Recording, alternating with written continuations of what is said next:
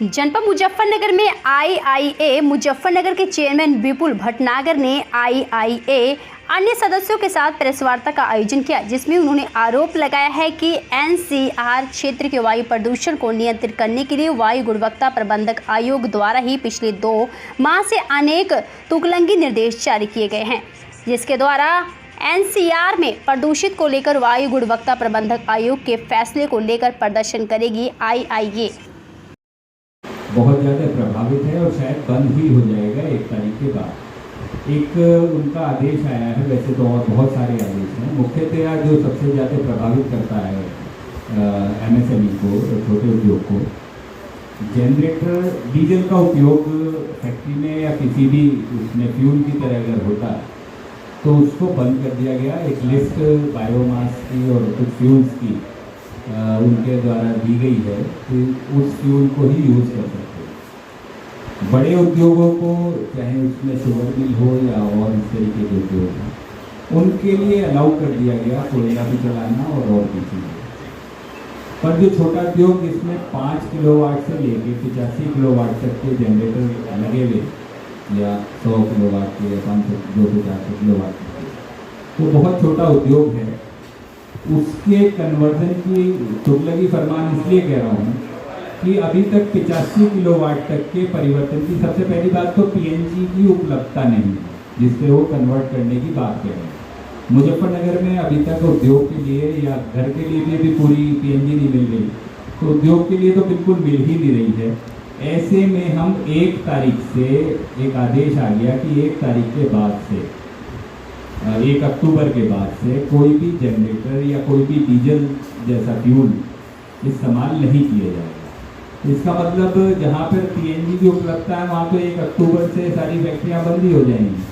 और जहाँ नहीं भी है उपलब्धता वहाँ भी 1 जनवरी से बंद करने के आदेश आ रहे हैं। चाहे वहाँ उपलब्धता हो ना हो, 1 जनवरी तक मुजफ्फरनगर में आने की कोई संभावना नहीं है। आ भी जाती है तो अभी तक 85 किलोवाट तक कन्वर्जन के जो पीएनजी पे या सीएनजी पे कन्वर्ट कर दे, वो इक्विपमेंट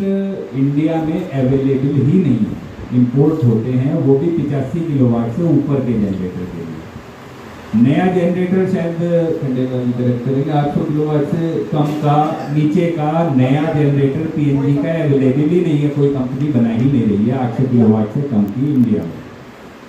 जो किट इंपोर्ट हो रही है वो भी पॉल्यूशन विभाग द्वारा अभी तक अधिकृत नहीं है। तो पॉल्यूशन विभाग हमने मान लो वो लगा भी,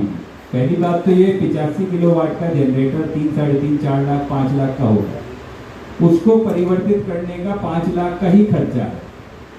चाहे वो 5 किलोवाट का जनरेटर हो चाहे 85 किलोवाट का जनरेटर हो। तो जिसने 50,000 रुपये का जनरेटर लिया और एक छोटी सी इंडस्ट्री है जो किसी तरीके से अपने उद्योग को चला रही है, वो 5 लाख रुपए कन्वर्जन के लिए, वो भी उस चीज़ के लिए कि जिसे स्टैंड बाई उसमें चलाना है जनरेटर को, सारे दिन में बिजली की उपलब्धता अगर नहीं हो रही है 1 घंटे, आधा घंटे, 2 घंटे, तो वो 1 घंटा या 2 घंटा या 15 मिनट वो सिर्फ उस समय उस जनरेटर को चलाता है कि जब वो बिजली नहीं आती। क्योंकि जनरेटर पर उद्योग इसलिए नहीं चल सकता कि बिजली हमें मिल रही है 10 रुपये 12 रुपये यूनिट, और जनरेटर पे खर्चा आता है लगभग 25 रुपये यूनिट का, तो वो वाइबल ही नहीं हो सकता। सिर्फ इसलिए चलाते हैं। बहुत सारे उद्योग तो ऐसे हैं कि जिसमें अगर एकदम से पावर कट हो गया और वहाँ हीट का इस्तेमाल है, लोहे की इंडस्ट्री है, प्लास्टिक की है, या और बहुत सारी ऐसी इंडस्ट्री हैं, बेकरी है, कि अगर वो बीच में लाइट चली जाएगी तो वो जो माल उसमें रखा है वो खराब हो जाएगा। और बहुत सारे उद्योग तो ऐसे हैं जहाँ वो मशीन ही खराब हो जाएगी अगर वो फौरन जनरेटर पे लाइट जाने पे कोई वैकल्पिक